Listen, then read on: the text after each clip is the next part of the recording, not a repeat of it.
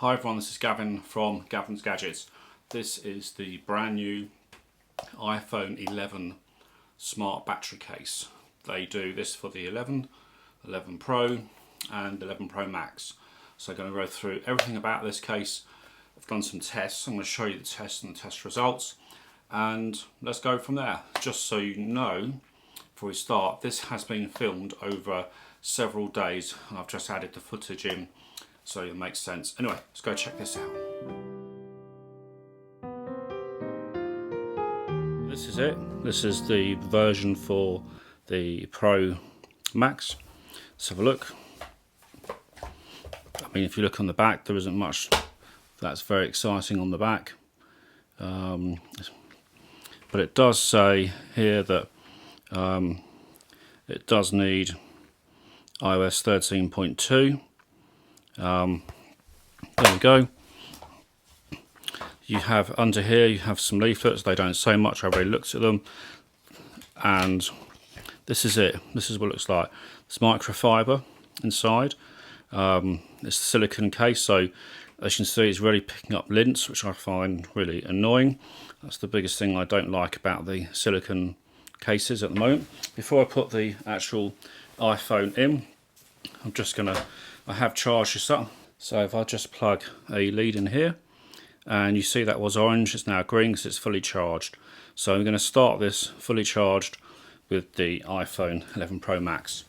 Let's grab the iPhone, and here we have the iPhone. Now I just want to just get rid of that. Just want to show you that it's 7:55, 21st November. I'll take some screenshots as well, but I'm going to now put the case in. So what you do is, to put it in, you literally just bend this part back here. This sort of bends back a bit, and then you can just slide it in and tip over. And as you can see, it momentarily shows you what the battery is on both. But if you open up, slide, and you can see here what it is actually doing in terms of this is my phone, the smart battery case, and there's my watch. Just thought I'll quickly show you my current battery stats that I have before using this battery case. So you can see that obviously I've charged this to make sure this is at 100%, but it shows you the screen on time and some of the percentages here of what's got used. Anyway, we're going to use this and see how we go. Thought I'll show you some of the features that you have with this case. So first of all, obviously here you have the on-off button, or press and hold for Siri. That will work no problem at all. On the side you have the volume up and down. You have the mute switch there. You can see the access to the cameras. You can see the big hump, and down here we actually have just there the camera. So if you just press and hold it, you actually bring up the camera. Press again, takes the photo. Press and hold, and you've now got quick video. And there you go, release, and the video stopped. So that does work quite well. How does it compare size-wise? This is the Apple leather case. You can see it's quite a bit. It dwarfs in height. I'll drop these on the scale in a second, and if you have a look, I'll put these side by side, you can roughly get an idea. If I do like so, there's obviously quite a bit of extra height and weight. But what about wireless charging? So here I have a Samsung wireless charger. Let's find the buttons, turn it on. Will this work? Oh, it does. So, did you see that? I'll do it one more time. Take it off. I hold this more of an angle. If I put this on, and there we go. Wireless charging. That's impressive through the case.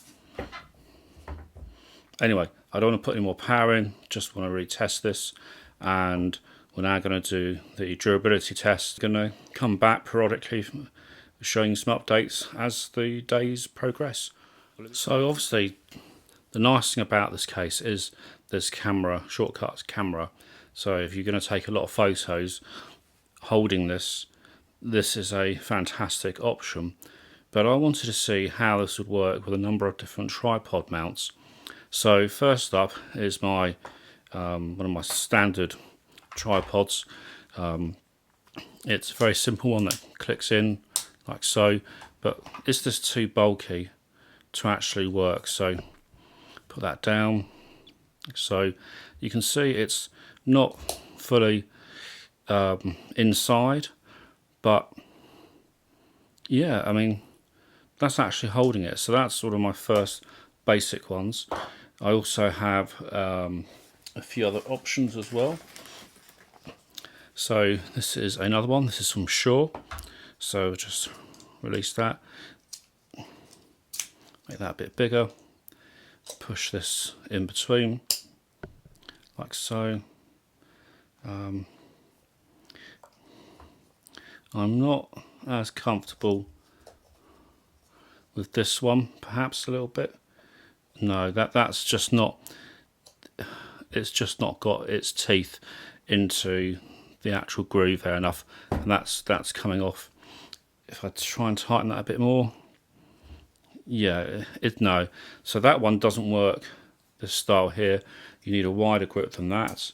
So here I have a really big phone sort of cradle grip that I use quite a lot, and I'm going to see whether this contraption can hold this enough. Slide that down, put that into place, tighten that. No, that falls out as well. Let me just take this away, see if I can. So I've just put this in here. I'm just going to see whether, yeah, you do have to make sure that that's actually reasonably well gripped. And again, because it's quite heavy, you're going to have to make sure you've actually put that in very well. But you just got to be careful. It's just going to be for I go to bed. So let's have a look at how we're doing. The smart battery case surprisingly has dropped down to 84%. The phone is at 100%. So you've always got this icon here showing that it's, you know, always charging. I wish that just came off from time to time, but it's just constantly providing power to the case. We'll see how we go and report back. So if you just have a look, just to demonstrate on the battery stats here, just fire that up. You can see it's still obviously showing charge, but obviously the last charge level was 2 hours ago, because that's when the case was put on, and we'll see how all the stats add up. So it's another day. It's 6:30 in the morning. It's Friday the 22nd. Let's just check out what's happened battery wise. So let's look at all the battery stats.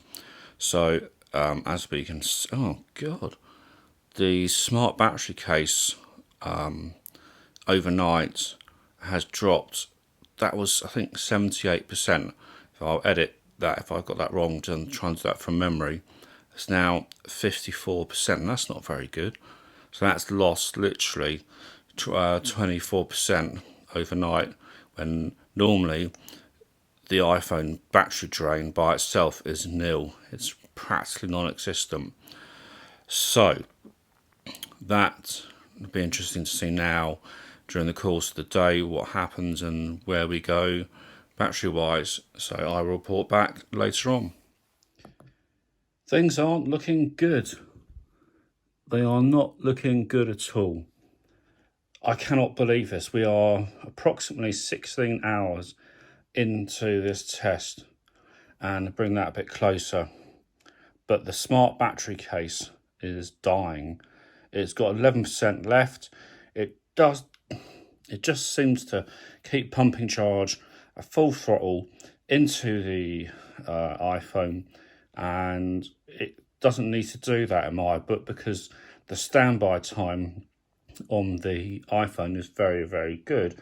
And if you look at some battery stats, and obviously we can compare them to where we were previously. So that's interesting. It says last charge. It actually shows it now Thursday, but it's only been in the case. You can see the screen on time hasn't, hasn't increased particularly a lot. I'll put the difference up on the screen from the last time I did this. So I've not actually had the screen on quite a lot since last time, screen off.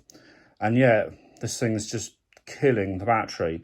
So based on what you're seeing at the moment, I honestly just cannot see this case working very well. I mean, really, it's if you're going to go out and actually be punching the phone with the screen on, taking a photo or videos continuously. But even then, it should regulate more, and then it's just not doing what I think it should be doing. And at the moment, I'm very, very disappointed. Do you agree? Last one, back again. This is very, very disappointing. Remember, majority of the actual time on this has been in standby, but it was just draining overnight. Just, I don't know, is this the sort of thing that you put on at the start of the day when you set out? I mean, it'd be nice if you could have just kept this on perhaps more often and have it as your permanent case, but clearly you can't. 2%. I mean, very, very disappointing. It's about to die. If I use that just for a couple of minutes, it'll be dead. Honestly, the only nice thing about this was the camera button. So if you were to go out of the day and you knew you were going to take tons and tons and tons and tons of photos, we're never going to use a tripod, then maybe this would be ideal.